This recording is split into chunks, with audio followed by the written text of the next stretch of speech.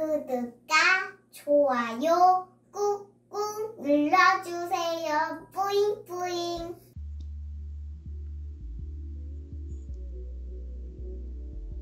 안녕하세요. 열심히 하고 있는데 구독자 안 느는 유튜버 파파TV입니다.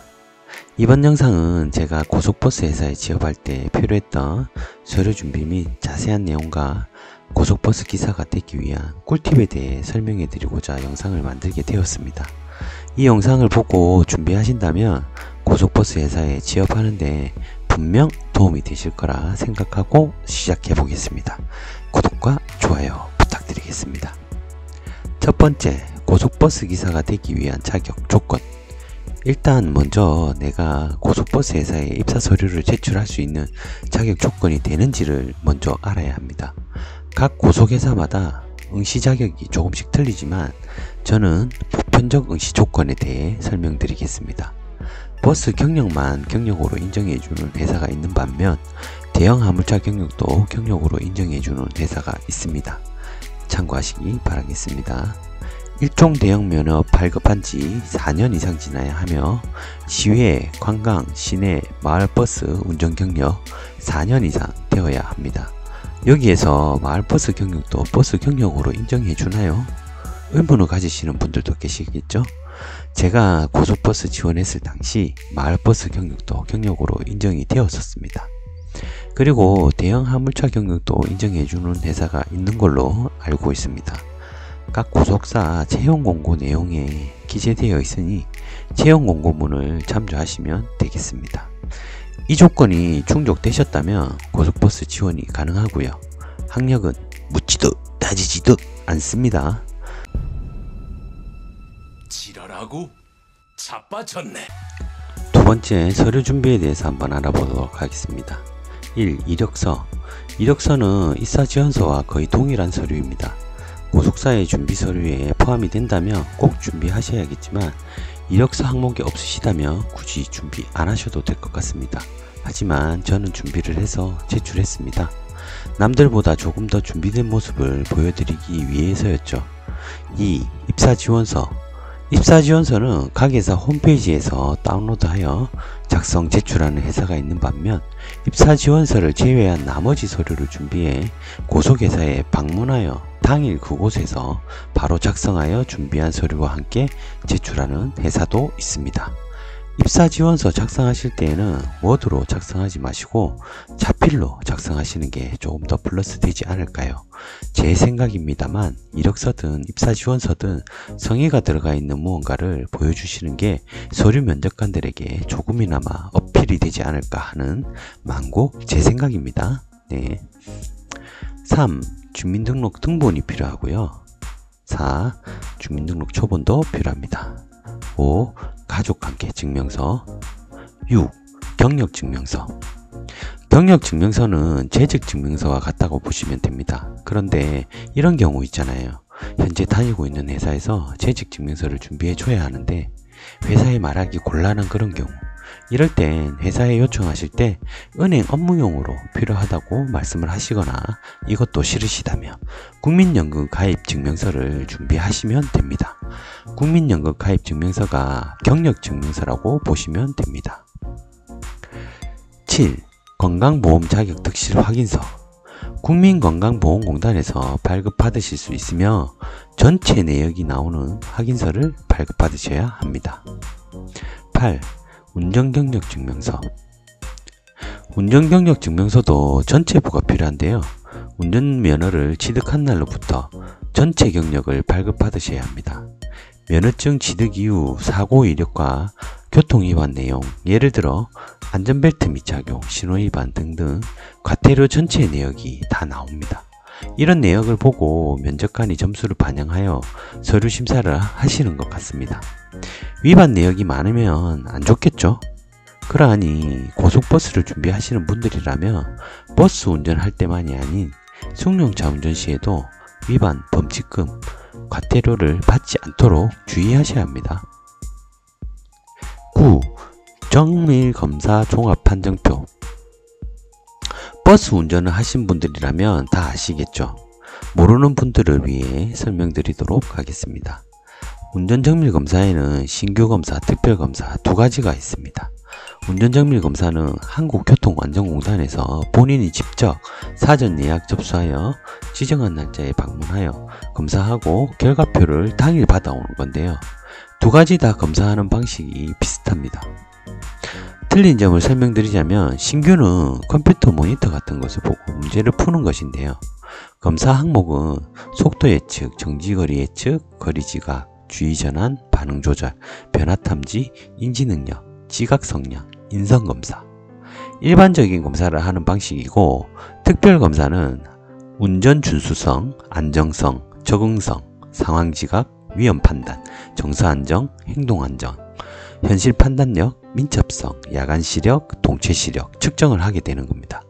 운전석처럼 만들어 놓은 기기에 앉아서 일반 검사 때 했던 비슷한 문제의 정답을 맞추기도 하고 직접 운전 핸들대를 잡고 가상 운전을 하면서 돌발 상황을 접하게 하여 그런 상황에서 내가 얼마나 빨리 대처 반응하나 그런 검사를 하는 것이 특별검사입니다.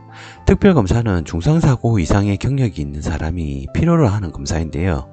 내가 중상사고 이력이 없더라도 고속사에서는 신규, 특별 두 가지 다 검사받고 결과표를 받아오라고 합니다.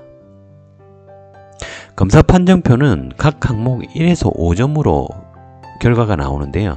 낮은 점수일수록 좋은 결과입니다. 검사 결과가 각 항목별로 4.5점이 많으면 검사를 다시 받아야 하는 경우도 있다고 보시면 됩니다. 고속버스 회사에서 제출하실 때에는 낮은 점수를 많이 받으셔야 서류심사 때 높은 점수를 받게 될 것입니다. 예를 들어 A라는 사람과 B라는 사람이 서류심사를 보는데 똑같은 점수를 받았습니다. 그런데 운전정밀검사표에 A라는 사람은 10개의 검사 항목 모두 1을 받았고 B라는 사람은 10개의 검사 항목 중 9개를 1을 받고 나머지 1개의 항목에 2를 받았다면 A라는 사람은 합격 통지를 받게 되는 거고 B라는 사람은 A라는 사람보다 1점이 모자란 차이로 불합격 통지를 받게 될 수도 있다는 것입니다. 그러니 운전정밀 검사를 받으실 때 점수에 신경을 많이 쓰셔야 한다는 점 설명드리겠습니다. 10. 운전면허증 사본 11. 버스 운전 자격증 사본 12. 최종 학력 증명서. 이렇게 12개의 서류를 준비하셔서 지원하고자 하는 고속버스 회사에 제출하시면 됩니다. 제출하는 방식도 회사마다 틀린데요. 우편으로 받아주는 곳이 있는 반면 무조건 본인이 직접 방문하여 제출하는 곳도 있습니다. 서류 준비만 최소 2-3일은 걸리니 미리 준비하셔서 구비 서류를 제출하시고 합격 발표 날을 기다리시면 되겠습니다. 서류 합격이 되셨다면 이제 세 번째 신체 검사를 받아야겠죠. 신체 검사가 또한 정말 중요합니다. 왜 중요하냐 하면요, 서류 합격하신 분들이 신체 검사에서 제일 많이 떨어지기 때문이죠. 서류 합격을 하고 난 뒤 회사에서 통보를 해줍니다. 몇 월 며칠 몇 시까지 땡땡 병원으로 오세요 라고. 그럼 당일날 병원에서 서류 합격자들이 다 모인 다음 회사 관계자분들이 동반한 가운데 신체 검사가 시작됩니다. 시력, 혈압, 혈액, 엑스레이, 소변검사 등등 많은 검사를 받게 되는데요. 제가 기억하기로는 더 많은 검사를 받았던 것으로 기억을 합니다. 자, 여기서 제일 중요한 부분입니다. 서류 합격자들이 신체 검사에서 제일 많이 떨어지는 검사가 첫 번째 혈압 측정입니다. 저도 서류에서 합격을 하고 신체 검사에서 고혈압으로 나와 한번 떨어졌던 경험이 있습니다. 서류 합격했을 때 꼭 체형된 걸로만 착각하고 있었죠. 나이도 어리고 건강한데 신체 검사에서 떨어지려고 말이죠. 근데 그게 아니었습니다. 나이가 젊고 몸이 건강하더라도 고혈압, 저혈압 분명 있을 수 있습니다. 제가 지금 이렇게 말씀드리는 이유는 본인인 내가 고혈압인지 저혈압인지 평상시에는 알 수 없단 말이죠. 항상 체크를 해보시고 관리를 하셔야 한다고 말씀드리고 싶습니다. 어렵게 서류 합격해놓고 신체 검사에서 떨어지면 좌절감 상당히 큽니다. 신체 검사에서 떨어지신 분들 모두 그랬었습니다. 저 또한 마찬가지였고요. 평상시 120대 나오던 제 혈압이 신체 검사 때 긴장을 해서 그런지 세 번의 측정 모두 140 이상 고혈압으로 나와 신체 검사에서 떨어지고 말았습니다. 그때의 아쉬움은 이로 말할 수 없을 정도였습니다. 다시 6개월 정도 기다려 6번째 지원 때 서류 면접에서 합격하고 다시 신체 검사를 받게 되었습니다. 한번 떨어진 경험이 있어 준비를 했죠.